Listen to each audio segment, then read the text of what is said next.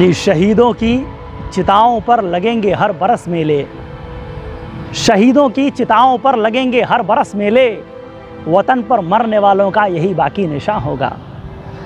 ये जो पंक्तियां हैं, ये पंक्तियां प्रेम का प्रतिरूप हैं। आज वैलेंटाइंस डे है, प्रेम की बहुत सी बातें हो रही हैं, बहुत सी बातें होंगी, बहुत सारे जोड़े कहीं पर जीवन को रंग देने की कोशिश कर रहे होंगे, लेकिन इन पंक्तियों का ताल्लुक भी एक प्रेम से है और उस प्रेम का नाम है राष्ट्र प्रेम। उसी राष्ट्र प्रेम को कहीं स्वर देते हुए, उसी राष्ट्र प्रेम को कहीं जीते हुए, आज से तकरीबन 2 साल पहले पुलवामा नामक एक घटना में भारत ने अपने 40 बेटे खो दिए। और मैं कहूँ तो भारत माता ने 40 मणियाँ खो दी थी, 40 बहनों के भाई चले गए होंगे, 40 माँओं के अपने बेटे चले गए होंगे, 40 भावी पिता चले गए होंगे, पुत्र चले गए होंगे। आज उनकी भी श्रद्धांजलि है, उनको भी हमें श्रद्धांजलि देनी है। प्रेम का भी पर्व है। मैं अनन्य देवरिया एक कविता के माध्यम से अपनी बात शुरू करता हूँ।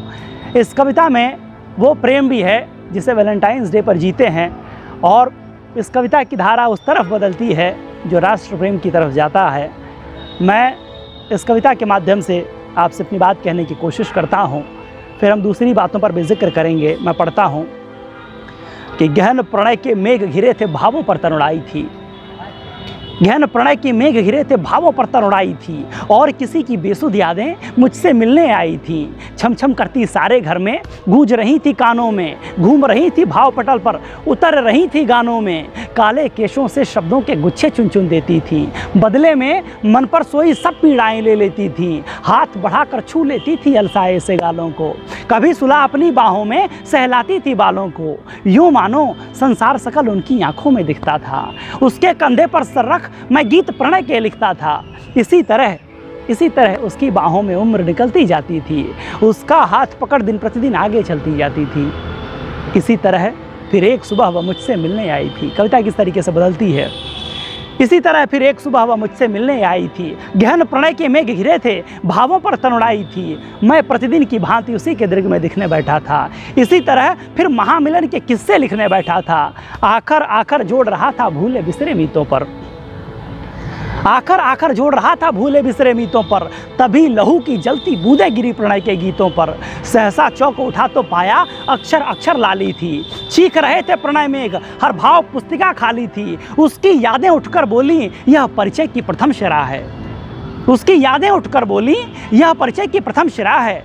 सरहद की रखवाली करता शायद कोई वीर गिरा है, सरहद की रखवाली करता शायद कोई वीर गिरा है। नेत्र अचानक वज्र हो गए, मन भावों से रूठ गया, और क्रोध का महाज्वार मन की वसुधा पर फूट गया। तीव्र हो गया रक्त संचरण, सांसें ज्वार उठा लाई। नेत्रों ने जलप्लावन त्यागे और अंगार उठा लाई। राष्ट्र धर्म की याद दिलाती वाणी मन में उतर गई, और लहू की जलती बूंदें शब्दकोश पर बिखर गईं। इसीलिए मैं महामिलन के स्वप्न सलोने तोड़ रहा हूँ। इसीलिए मैं महामिलन के स्वप्न सलोने तोड़ रहा हूँ, और सुनो प्रणय के वाहक शब्दों गीत अधूरा छोड़ रहा हूँ, गीत अधूरा छोड़ रहा हूँ, गीत अधूरा।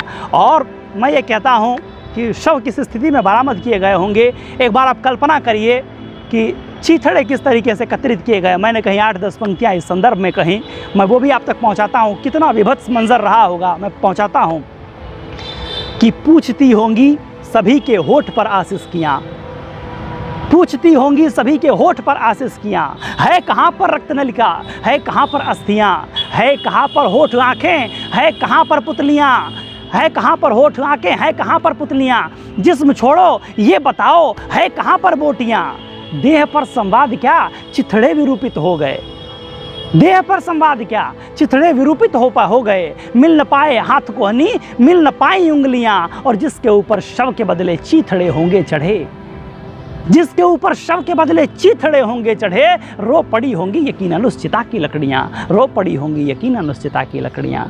तो वो भारत के 40 ऐसे बेटे जिन्हें धोखे से मार दिया गया, और अब वो हमारी यादों में कहीं शेष हैं। जब तक ये देश रहेगा उनका बलिदान हमारे जहन में बना रहेगा। मैं उनको समर्पित करते हुए अपनी चंद और पंक्तियाँ उनकी भूमिका पर, उनकी तरफ से इस देश को देना चाहता हूं कि उनके जहन में क्या ख्याल रहे होंगे उन अंतिम क्षणों में। कि विपद व्यूह या वज्रपात जिसने जब भी ललकारा, विपद व्यू या वज्रपात जिसने जब भी ललकारा, शंखनाद कर प्रकट हुए हम काट प्रलय की कारा, अंधकार का वक्ष चीर कर लिए प्रभा की धारा, महाध्वंस में जन्मा अविचल दुर्जय रूप हमारा, पंच तत्वों में गए किंतु हम गर्म लहू से लिखाए, पंच तत्वों में गए किंतु हम गर्म लहू से लिखाए, अमर कीर्तियों के ललाट पर भारत नाम तुम्हारा, अमर कीर्तियों के ललाट पर भारत नाम तुम्हारा। और मैं अंतिम 4 पंक्तियों के माध्यम से अपनी बात समाप्त करूंगा। और मैं इस देश के लोगों को ये कहना चाहता हूँ कि अगर आप चाहते हैं कि पुलवामा दोबारा ना हो, उरी दोबारा ना हो, पठानकोट दोबारा ना हो, तो आपको क्या करना होगा कि हर गलत का हो मुखर प्रतिकार करना सीखिए। हमारे यहाँ विपक्ष का मतलब सिर्फ ये है कि विरोध करना।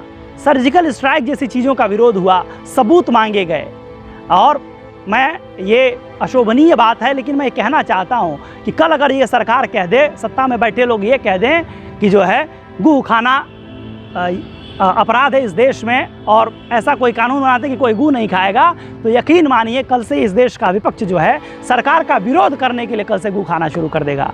तो मैं कहना चाहता हूँ कि हर गलत का हो मुखर प्रतिकार करना सीखिए, हर गलत का हो मुखर प्रतिकार करना सीखिए, शक्ति रखकर शांति का विस्तार करना सीखिए। चाहते हैं आप पुलवामा उरी यदि फिर ना हो, चाहते हैं आप पुलवामा उरी यदि फिर ना हो, तो आत्मरक्षा छोड़कर अब वार करना सीखिए, आत्मरक्षा छोड़कर अब वार करना सीखिए। मैं इन्हीं बातों के साथ आप सभी को वैलेंटाइंस डे के साथ मैं 39 शहीद बेटों को श्रद्धांजलि देता हूँ।